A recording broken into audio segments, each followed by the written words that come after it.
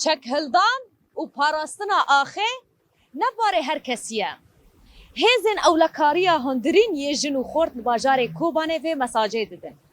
هر چقاس ام دور پیچه دابن. هر چقاس زحمتی ورن پیشی آمه لی پاراستنا آخه پاراستنا کوبانه آرمان جامعه سرکه. دسپیکی کدا وساق به ون وکو شربان جنی هزی اولکاریا هندرین مساج واج بو جهان تفاهیش بو گلی کرد چیه؟ دسپیکی ناو من نورجان برعواده از بیجم رغمی و دورپیچه و نترسین لکوبانی لبازار ما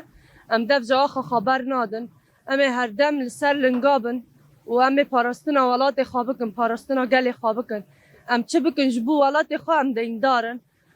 مروف بی نان بی آف دکاره جیان بکله بی آخ نکاره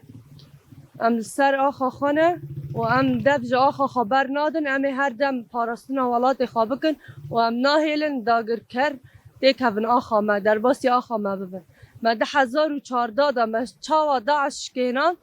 ام دی ساجی نهیلن تکز در باسی آخا می پیروز ببی آخا می بخوینا شهیدان هاتی آوا کرن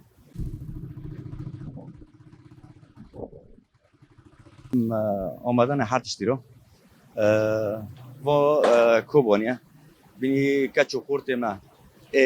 کوبانی زنمو امگی آمدنه جبو وی آخی یعنی چطور ما داعش 1014 ورد اشکنات اما و شتم بچه نجی دورد پاک بکنه یعنی تجاری امش کسی نترسن آمنا زن امکنه و چتی هانی برای داعش بری وان هانو زنم امکنه و وانای زن امکنه چه قصد دور بگرن حصار کن ما او بکن تجاری مراری ما ناشکه مراری حوالی مگی سری سده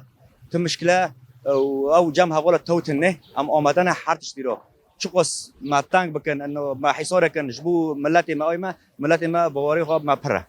ام تجاری اش کسی ناترسن ون اف هزا خوش کردینن جه کرد گرن ام هاویز خو جمدانی ود گرن جگل خو دگرن جده کو دگرن جده خودی شهید ود گرن تجاری ام قانو گرن هر هبنون مساجا هزا اولکاریا هندرین اوکو هر چقاس ام دور پیچه دابن دبا لی هگر کو ام آخا خو نپاریزن و دمه ام نخودی و آخینه ام بی آبونان دبینن لی ام بی پاراستن نامینن